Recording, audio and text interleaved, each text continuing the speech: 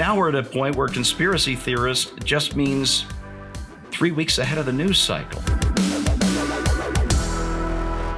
Everything's burning down and we're all going to starve to death. Film at 11. Hey, everybody, I'm Steve Green with Scott Ott. And so Rachel filling in for Bill Whittle this week on Right Angle. And not everything is burning down, and I don't think we're all going to starve to death, gentlemen, thank goodness. But there is a spate of really weird stories of food distribution centers burning down, and some of them are in kind of odd circumstances. And this is the latest conspiracy theory, if we're still allowed to use phrases like that with our disinformation panel gathering in Washington, D.C. to police our thoughts. A lot of this comes from my colleague Jeff Reynolds at PJ Media, so bear with me here while I fill you in on the details. One large logistics center going up in flames is enough to make you sit up and notice. That's happened at a Walmart distribution center in Indianapolis in March, requiring over 350 firefighters to extinguish it. I think that's like all the firefighters in Indiana. It gets weirder. 18 food processing facilities have burned down in the U.S. in the last 6 months. The oddest part, and this is kind of shades of 9/11 in a tiny way, small planes have crashed into 2 of those food processing plants, one in Idaho and another a week and a half later in Georgia. Suspicious fires, not just in the U.S. Well, this one isn't really suspicious. It just sucks. Russia shelled a large food warehouse outside of Kyiv in March, and a large supermarket warehouse caught fire in Madeira, Spain. Food riots in Peru. So the FBI hasn't made any mention of these fires, plane crashes, or explosions, but they have issued an alert about cyber attacks possibly timed to disrupt the grain harvest, because, of course, everything, including grain harvest, is now wired to the internet. So I'm not sure really what to ask you here, other than, has the news just been getting weirder? Can it get any weirder than this? Oh, man, the news is just beginning to get weird. It's going to get much weirder than that. Don't tell me that. And right now, what do we got? This is weird in itself. We got a food fatwa, a food toit. Is that what we're dealing with right now? People flying their planes into, these same, you got people out there talking about how all these people are starving and they're going to target food places as if we don't have enough problems with the supply chain and shortages and toilet paper and all that. Not that you can eat toilet paper, but I don't want to get to a place, man, where it's like toilet paper. We're looking at toilet paper and say, man, maybe with a little salt and pepper, that toilet paper might be pretty good. I hope we don't get there.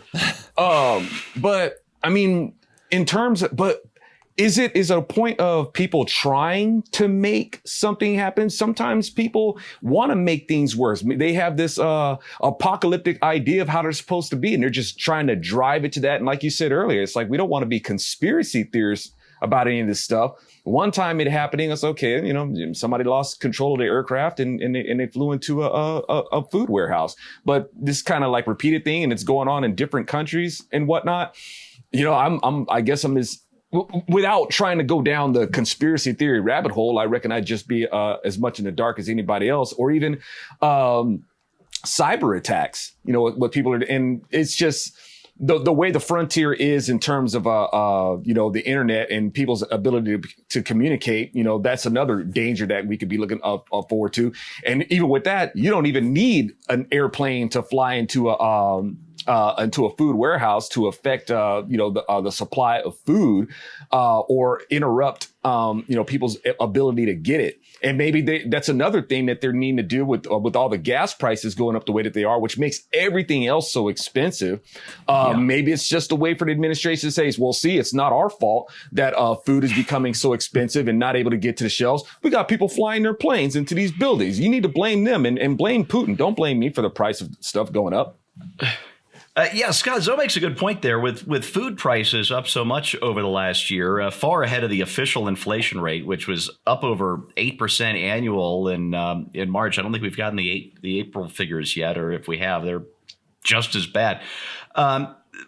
But maybe these stories are catching our attention because, number one, the food prices are up so high. Number two, we know they're going to go up higher because Ukraine is the world's breadbasket. Those exports are slowing to a crawl. We get our fertilizer, something like 30% of the world's fertilizer comes out of Russia. That's not coming out because of various sanctions regimes and whatnot. So our crop yields are going to be lower this year. There's a drought down in Texas that's affecting, I think, both grain and rice production in this country in a big way. So combine that with, Scott, this is why I love you. You've got this belief in goodness about human beings that you're always willing to cut people slack, but this great skepticism about news stories. So let me read you this. The USDA says there are 34,661 food and beverage processing facilities in the U.S., and about 25,000 of those are food processing. So only about a third of those are beverages, which is about 0.005% of facilities have been affected by these fires and explosions.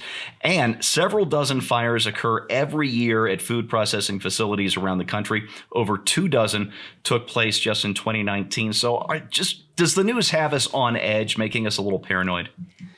Yeah, I mean, my first thought was to ask you, what is the burn rate for food processing facilities? And you just mentioned it there. That's good to know, because that's a great piece of analysis that you just did there that you don't get from a lot of news stories, because you get the stories that say, oh, this phenomenon is happening, and nobody stops to ask, well, what's the normal process? Like what happens every year? And so that's a really good question to ask. In fact, when you're reading the news or watching the news, you should constantly be thinking, what is the unasked question here? What is the question that they're not talking about that we would assume? We draw conclusions based on facts, but we don't put them in context, and you just did, and that was a beautiful thing. The other thing is, you said 30% of the world's fertilizer comes out of Russia. I think we're okay, though, because the other 70% of the world's fertilizer comes out of the White House, and so we should be getting a consistent supply of that, and I'm sure they could ramp up production, just hold a few more news conferences. It should be no problem. It's also, I want to say, good to see that somebody is finally striking back at the evils of processed food.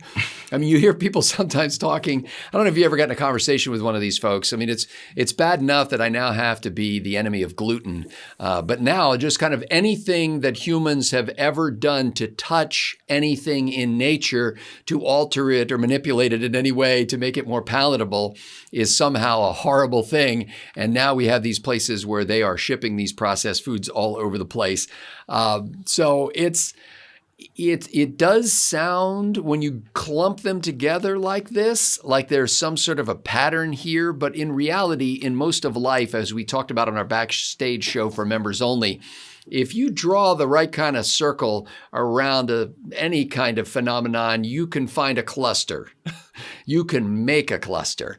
And so I think that stat that you quoted about the ordinary burn rate of these centers is really what gives the lie to this. But I think the reason really why it was important to do this show is to make us more attentive to how we read the news, and to make sure that we always have our thinkers turned on completely, and that I'm not saying that we should think that reporters are trying to lie to us all the time, although some of them certainly are, but I think we should constantly be thinking, okay, why is this story here?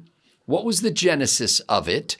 It didn't just happen to show up in the news place in CNN or New York Times or whatever it was. So what got it there? And then what are they not asking about? Last week, we did an episode about the Texas heartbeat law, and the whole story was about the inconvenience for women who now have to travel out of state to get their abortions. The voice that wasn't mentioned was the voice of the unborn and the inconvenience to that person. Yeah, I'm going to get serious here for just a moment, and then I'm going to get silly again, because I really prefer when I can be silly about the news. That's kind of been my brand here for 20 years now. The serious part is the White House is talking about this fertilizer crisis as a way to nudge farmers into using manure instead of artificial fertilizers. But what that means is lower yields. What that means is smaller crops. That means higher food prices because there's less food being produced. That's bad news for everybody, especially when we're already in inflation like we haven't seen since I was 13 years old. No, 12 years old, and I'm 53 now. Thank you very much, Joe Biden. And you can tell what I actually mean when I say thank you very much.